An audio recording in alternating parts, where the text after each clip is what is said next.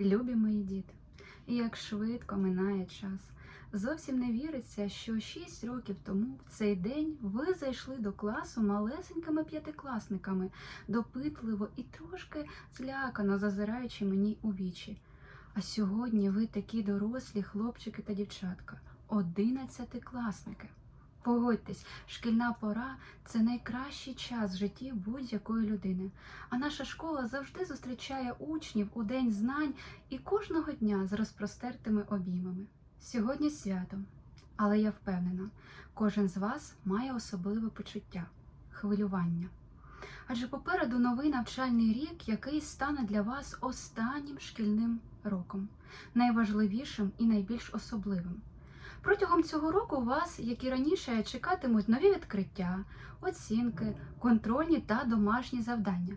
Але щоразу, виконуючи їх, ви будете знати, що вже зовсім скоро вам доведеться покинути свій клас, улюблених друзів і вчителів, які стали за ці роки рідними.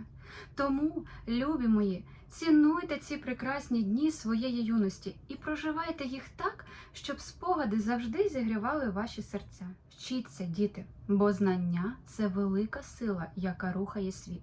Їх ніколи не буває забагато.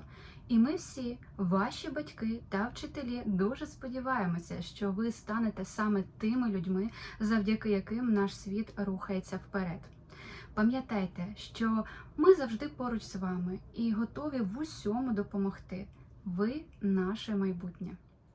Тож нехай розум буде відкритий новому, усі конкурси, олімпіади і випробування будуть успішно пройдені, а серце переповнює гордість за заслуги, перемоги і досягнення. Успіхів вам, міцного здоров'я та мирного неба, дорогі мої 11-класники! Щиро вітаю вас із Днем знань!